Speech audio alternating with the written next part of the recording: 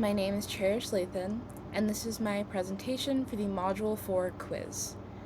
The artwork I've chosen today is by Elizabeth Catlett, and the name of the artwork is Target.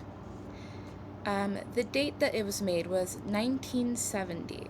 The medium used was bronze.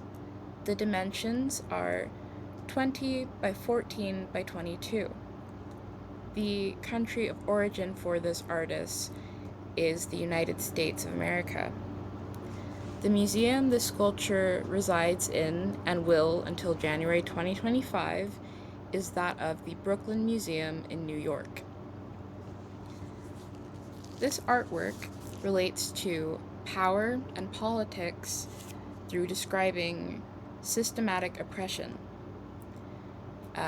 Systematic oppression is a mistreatment of an individual or multiple individuals within a specific group or culture surrounding identity. The mistreatment is enforced by societal institutions. Today, we will be talking about the police as that systematic institution. This sculpture relates to that as we see a black man made of bronze with a target. He signifies the lives of black men in America who have faced police brutality and fatal shootings. This man specifically was created after the death of a Black Panther member. The context within which this piece was created was the 1970s, where the Black Panther Party was very active. The Black Panthers were an organization that fought against police brutality and helped to uplift Black Americans. After December 4th, 1969, where Mark Clark and leader of the Black Panther movement, Fred Hampton, were murdered by police, Elizabeth Catlett created this art piece the next year to express her devastation as a black individual. A prominent formal element of this work is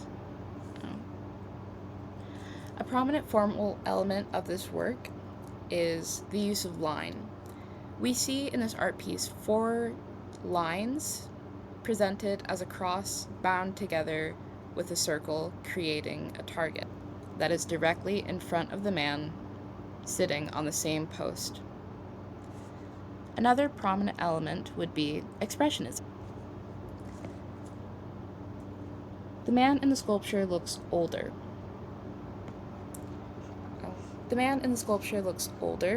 His hair is detailed to appear more gray. He has deep wrinkles around his face. He has deep wrinkles around his mouth. Colette decided at the time to use bronze as it is brown in color, but over time, bronze does corrode, which leaves all of these little gaps that were made purposefully to make the skin and hair more detailed and contrasting from the brown. Another content element would be image. There are 2 versions of the sculpture target, but in this version, we see the man and the target are on the same post, one in front of the other. The target is the gun sight zoomed in directly over the man's face. The way that both the target and the man are on the same post signifies that the 2 are inseparable. This relates to the subject matter, as just like in the sculpture, they go hand in hand. At this point in time where police brutality was rampant in society, the violence followed where Black resistance was. In this instance, the same is with the sculpture. It cannot be removed. Both the formal and content elements enhance the subject matter, by giving it more context into how long Black individuals have been struggling with systematic oppression and police brutality.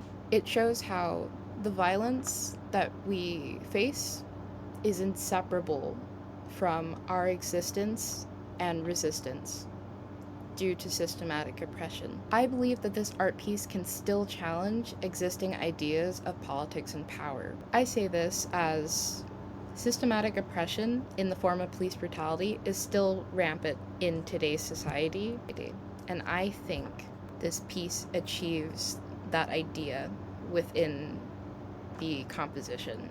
To bring back the formal and content elements, his calm expression shows a tired acceptance in the way that he knows he's not the first, and if nothing changes, he will not be the last. And these 4 lines bounded in a circle forming the target show the terrifying last image that sticks with over 250,000 victims per year. That is the end of my presentation.